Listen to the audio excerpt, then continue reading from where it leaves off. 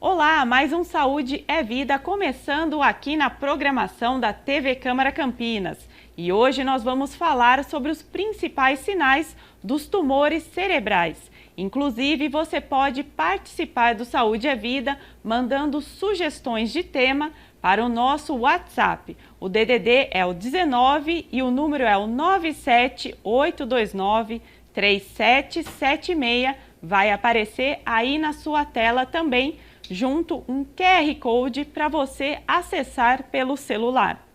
Dados do INCA, o Instituto Nacional de Câncer, mostram que a taxa de mortalidade é de 84% para o câncer cerebral, que ocupa aí o 10º lugar entre os tipos mais comuns da doença aqui no Brasil. Por isso, a importância de orientar a população para o diagnóstico precoce a partir da atenção aos sinais de alerta. Para tirar as principais dúvidas sobre esse assunto, nosso convidado de hoje é o Eduardo Veltman. Ele é professor doutor de radioterapia da Faculdade de Medicina da USP, coordenador médico do Serviço de Radioterapia do Hospital Albert Einstein e ex-presidente da Sociedade Brasileira de Radioterapia. Doutor Eduardo, muito obrigada pela sua participação aqui no nosso programa no Saúde é Vida. Obrigado, Ana Paula, obrigado por me convidar. É uma grande honra poder falar para vocês e, de qualquer maneira, sempre é muito interessante tentar disseminar conhecimentos junto ao pessoal leigo, porque, no final das contas, muitas vezes, o que acaba definindo entre o sucesso e o não sucesso de um tratamento é o diagnóstico precoce. E esse diagnóstico precoce acaba sendo feito frequentemente pelos familiares, pelos amigos, que notam que alguma coisa está diferente no paciente. Exatamente, doutor. Para a gente começar, então, vamos direto a esse ponto, né? Quais são esses principais sinais de alerta aí para as pessoas saberem se estão com algum tipo de tumor no cérebro? Primeira coisa, tentar não neurotizar. Eu vou passar algumas informações que têm que ser vistas com serenidade. Primeira coisa muito frequente, né, é a presença de uma dor de cabeça muito intensa que não cede, diferente do padrão, por exemplo, de uma pessoa que tem já enxaqueca crônica, que de vez em quando tem uma crise de dor de cabeça, ou mesmo uma pessoa que não tem nenhuma doença prévia, né, e de repente, no meio da história, sente uma dor de cabeça que pode ou não ceder. Se a dor de cabeça é constante, intensa e acaba não cedendo com analgésicos comuns, é um primeiro sinal de alerta. Agora, ela tem que ser persistente, porque uma dor de cabeça todos nós temos, né? Por N razões, desde uma sinusite até uma enxaqueca mesmo, como eu falei, enfim, tem várias causas de dor de cabeça. Mas, em especial, uma dor de cabeça forte, que não cede de jeito nenhum, é um sinal de alerta para se procurar cuidados médicos. Outros sinais que podem aparecer, sinais e sintomas que podem aparecer, é de repente ter a perda de força em algum segmento do corpo, ou a perda de sensibilidade em algum segmento do corpo. Por exemplo, o braço fica mole, não consegue mexer direito e tal, e aí realmente começa um diagnóstico diferencial com o AVC, porque o AVC acaba dando esses sintomas também nos pacientes acometidos por isso. E realmente o diagnóstico diferencial somente acaba sendo feito na hora que vai procurar um recurso médico. Então, em primeiro lugar, dor de cabeça, segundo lugar, perda de força ou de sensibilidade em alguma parte do corpo. Outro sintoma bastante frequente, né, depende da localização e da extensão do tumor, são as convulsões, né? As convulsões, elas podem ser uma convulsão generalizada, tipo que o paciente desmaia, se machuca e perde a consciência, até uma convulsão focal, onde, por exemplo, um membro começa a bater, a se mexer, sem que a pessoa tenha controle sobre isso. Eh, Essas convulsões, elas são episódicas, né? Elas vêm e vão, mas também elas são um sinal de que alguma coisa não está indo bem. E, novamente, a primeira coisa a fazer numa situação dessa é procurar socorro médico, tá? Eh, Essa dor de cabeça, ela pode ser acompanhada também, além de ser uma dor intensa e persistente, de tontura, náusea, vômitos, quer dizer, o paciente não está legal, quer dizer, alguma coisa está acontecendo que não é uma simples dor de cabeça comum que vai e volta. Doutor, então, a partir desses sintomas, né, desses sinais, como que as pessoas que estão em casa nos acompanhando, né, nesse momento, elas podem saber aí fazer essa diferença, né? Porque são muitas doenças que podem gerar essa confusão. O senhor mesmo falou, AVC, ou pode ser uma enxaqueca, ou de repente realmente é um caso mais grave, é exatamente o tumor, né? Como a população pode ser orientada nesse sentido? Eu acho que o mais simples, né, o mais objetivo, é aparecendo esse tipo de sintoma, que realmente é uma coisa fora do comum para essa pessoa, tem que procurar recursos médicos, né? E dentro do processo, né, de diagnóstico, a primeira coisa importante é o médico tirar uma história bem feita, conversar com o paciente, né? Como que isso aconteceu, como são os comemorativos, a intensidade, a duração, né? E, a partir daí, partir para os exames complementares de diagnóstico. Existe hoje nos hospitais uma coisa chamada protocolo AVC. Todos os pacientes que chegam com esse tipo de sintomas, né, dor de cabeça muito forte, perda de força em algum lugar do corpo, enfim, primeira coisa que se pensa, porque é uma causa que, se socorrida em tempo hábil, pode ser revertida, é no acidente vascular cerebral. Então, tem um tal do protocolo AVC, que o paciente vai no hospital, no pronto-socorro mesmo, existem alguns exames que são feitos de rotina. Tomografia, angiografia, ressonância, são os exames que são feitos. Fora desse protocolo AVC, aí sim, personalizado, né? Quando o hospital não tiver esse tipo de protocolo, ou quando o paciente não se encaixar totalmente nesse protocolo, o médico vai fazer um bom exame físico, uma boa história, um bom exame físico, vai localizar aonde está esse problema, vai quantificar esse problema e aí provavelmente vai partir para o exame de imagem. Geralmente, o primeiro exame que se faz, pela simplicidade, é uma tomografia computadorizada, que pode ser com ou sem contraste. Após isso, né, dependendo dos achados, vai-se para uma sofisticação maior, que é fazer uma ressonância magnética, que é um exame um pouco mais elaborado, que requer um pouquinho mais de tempo, mas é muito útil quando você tem uma hipótese diagnóstica de um tumor cerebral, né? Então, a sequência é essa. Vai procurar um pronto-socorro, procurar o seu médico neurologista, o seu médico clínico, e a partir disso partir para uma investigação especializada. A pior coisa que pode acontecer é você ficar somente observando. Deixar, tá bom, tá com muita dor de cabeça, enfim, você ficar só observando não é uma boa política. Procurar um médico realmente é a coisa mais indicada numa situação dessa, onde haja um sintoma neurológico mais marcante, onde isso preocupa as pessoas. Doutor, vamos falar um pouquinho então, para quem está nos assistindo em casa, como que esses tumores são formados aí no cérebro? Bom, essa é uma pergunta de US$ 1 milhão. A gente não sabe, em muitas situações, o que causa algum tumor cerebral. Existem síndromes genéticas, quer dizer, uma coisa que vem genética de família, né? Ou mesmo alguma coisa que surge naquele indivíduo em particular, que podem levar à formação de tumores cerebrais. Por exemplo, uma doença que muito frequentemente leva a tumores cerebrais chama-se neurofibromatose, que é um tipo de doença que forma um monte de tumores no cérebro, e aí a gente sabe que tem algum gene que é responsável por isso, já se sabe um pouquinho do mecanismo de formação desses tumores. Eh, Existem também alguns fatores ambientais que podem ser predisponentes à formação de tumores cerebrais. Uma delas, né, é a irradiação excessiva, né, em alguma fase da vida do paciente. Isso daí se documentou muito bem, né, tanto nos sobreviventes, né, da bomba atômica de Hiroshima, Nagasaki, né, como também nos imigrantes que saíram dos campos de concentração da Alemanha e foram para Israel. Chegando em Israel, esses pacientes tinham uma coisa que chama-se Tinea captis, que é um monte de parasitas no cabelo. E aí, o que se fez com esses pacientes, não se sabia isso, em 1945, 46, se irradiou a cabeça dessas pessoas para derrubar o cabelo e para, assim, curar a Tinea captis. 20 a 30 anos depois, esses pacientes começaram a ter uma incidência maior do que o normal de meningiomas, por exemplo, e até alguns tumores malignos. Isso não quer dizer que se você fizer uma tomografia computadorizada agora, você vai ter uma chance maior, eh, significativamente maior de ter um tumor no futuro. Essa dose de radiação foi uma dose alta, que é muito, muito superior à dose que se usa, por exemplo, numa tomografia ou numa radiografia simples de crânio.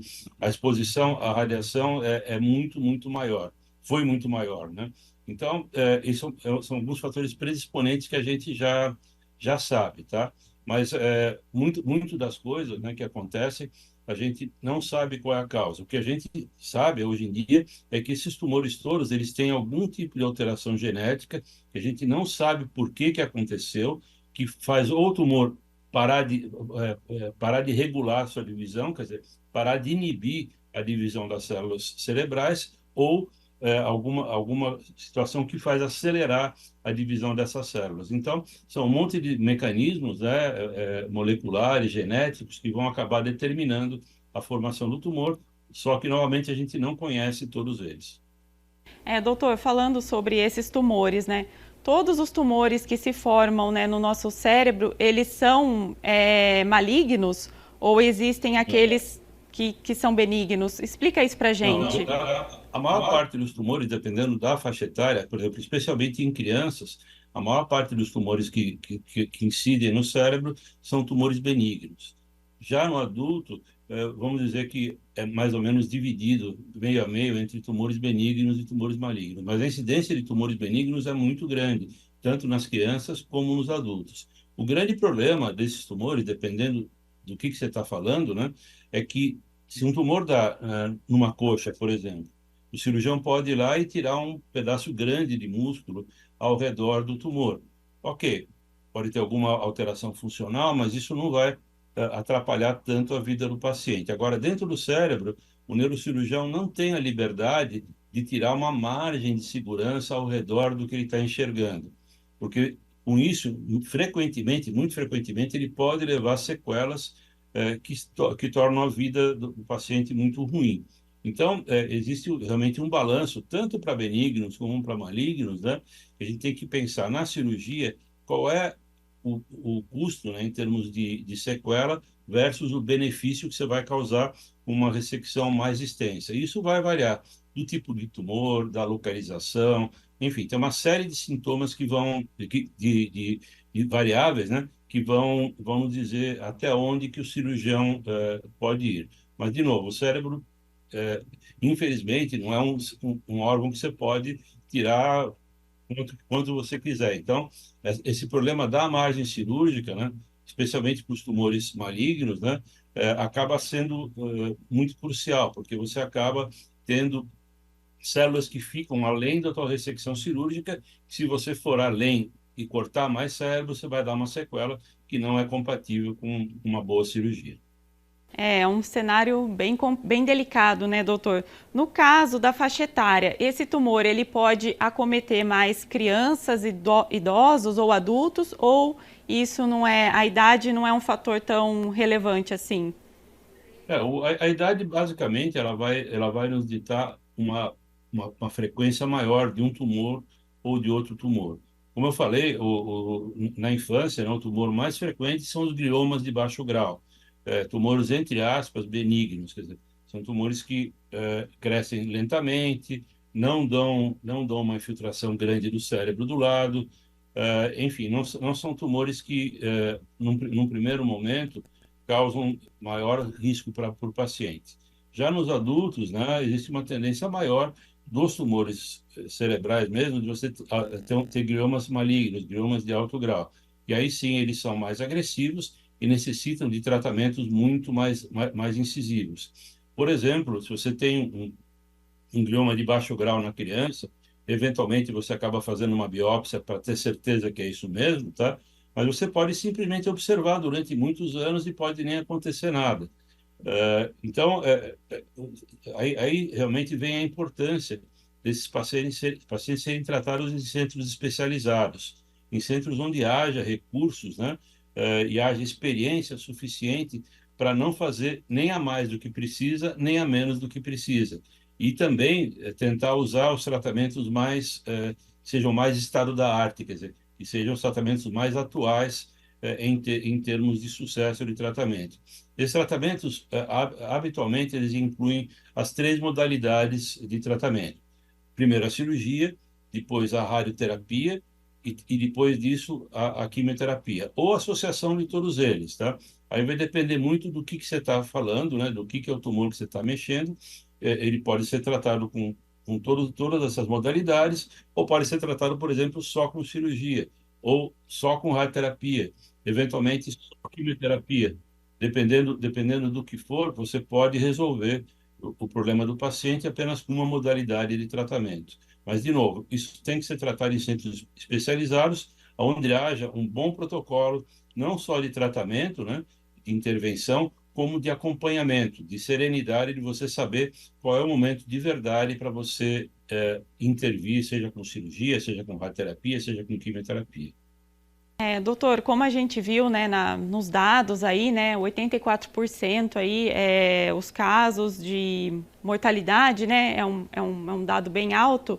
E nesses casos, né, os tratamentos, eles são mais paliativos ou existem aqueles tratamentos que realmente eles dão aí uma segurança para o paciente de uma chance de cura, de viver bem, né, ter uma certa qualidade de vida? Como que é isso? Aí a gente tem que dividir o tipo de tumor que você está falando. Se tiver um tumor verdadeiramente benigno, né, por exemplo, um que é muito frequente nos adultos, que chama-se meningioma, a probabilidade de cura, inicialmente com cirurgia, é muito grande. Alguns pacientes que escapam da cirurgia, ou que não podem, quando o tumor progride após a cirurgia, ou tumores que não são operáveis por sua localização, eles também podem ser curados pela radioterapia. Então, grande parte dos tumores, quer dizer, é, aqueles que são benignos de verdade, podem ser curados com tratamentos disponíveis. Já alguns tumores malignos são muito difíceis de você curar. Então, quando você pega um paciente e vai tratar o paciente, o seu primeiro raciocínio como médico é falar: eu quero curar esse paciente. Quer dizer, o objetivo do tratamento é curativo. Realisticamente falando, tem algumas situações que já, em termos da apresentação, a gente sabe que a chance de cura é muito pequena. Porém, com os tratamentos atuais, existe uma chance bastante grande de vários tumores que a gente chama de malignos, né, de serem controlados por um longo espaço de tempo, onde o paciente leva uma vida normal, não tem nenhum déficit, isso é uma realidade, tá? Tudo se passa como se nada houvesse, a única coisa que ele vai ter que fazer são controles periódicos e, eventualmente, quando houver um escape no meio dessa história, algum tratamento específico. Então, de novo, o raciocínio do médico, olhando para o paciente: eu quero curar esse paciente. Ok. Realisticamente, esse tumor é um tumor maligno, ele é muito grande, enfim, para ser curado. Aí você tem que realmente administrar a situação. E esse administrar a situação não é um tratamento meramente paliativo.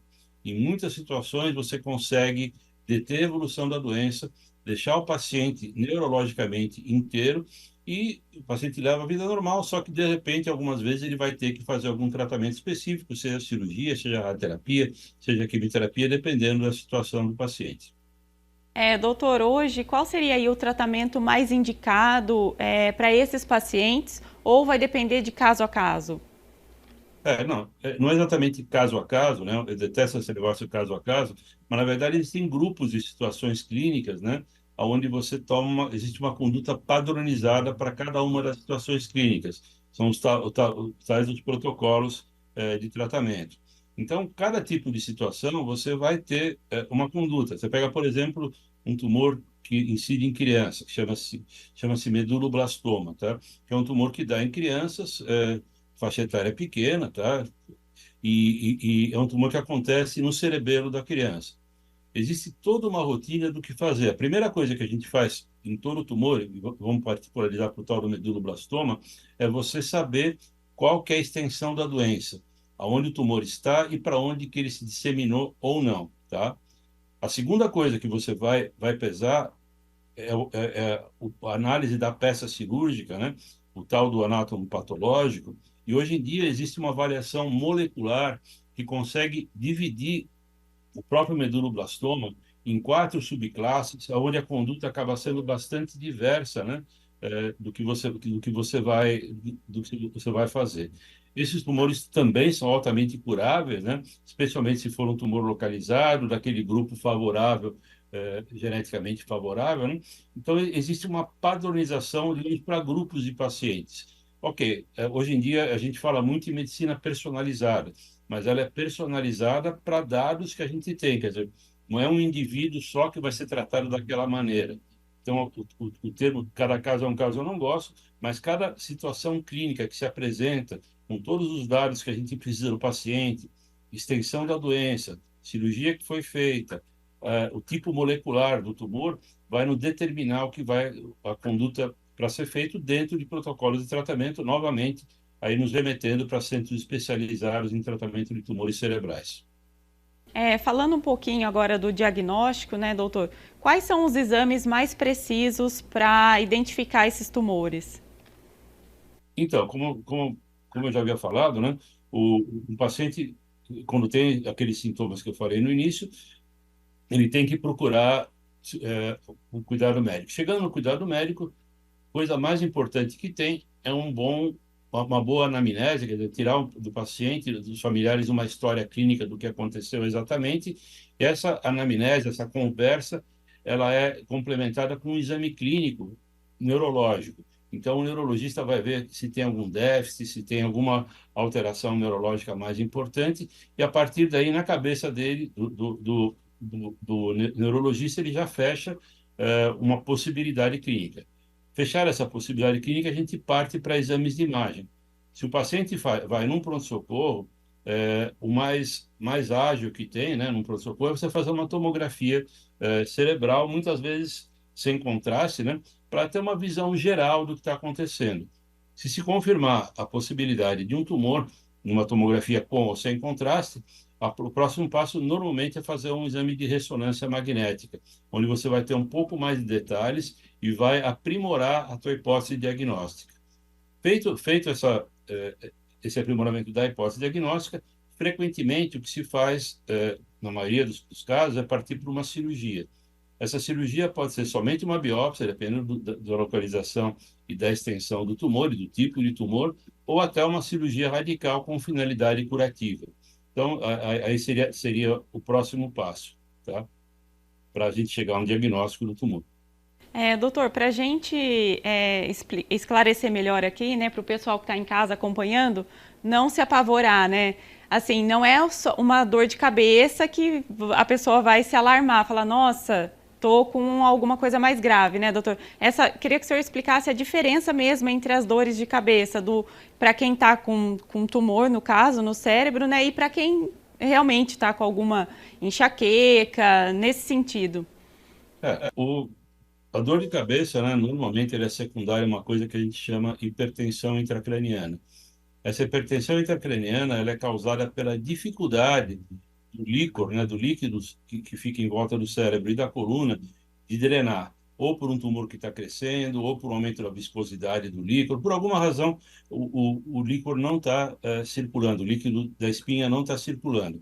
Então, ele acumula dentro do cérebro, vai dilatar o cérebro, vai dilatar os ventrículos e vai levar a um quadro de uma dor de cabeça muito intensa. Essa dor de cabeça, normalmente, ela é contínua, não cede com analgésicos comuns e ela frequentemente é acompanhada de náusea, vômito, mal-estar. Esse é um quadro, normalmente, que não é que nem uma enxaqueca normal, que vem, fica algumas horas, vai embora. Uma coisa que não cede.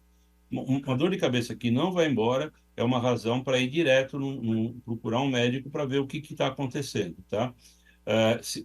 Uma dor de cabeça que você negligencia, uma dor de cabeça contínua, tá? Diferente do padrão que a pessoa costuma ter ou diferente do que ela já teve no passado, se é uma pessoa que não é uma paciente enxaquecosa, né?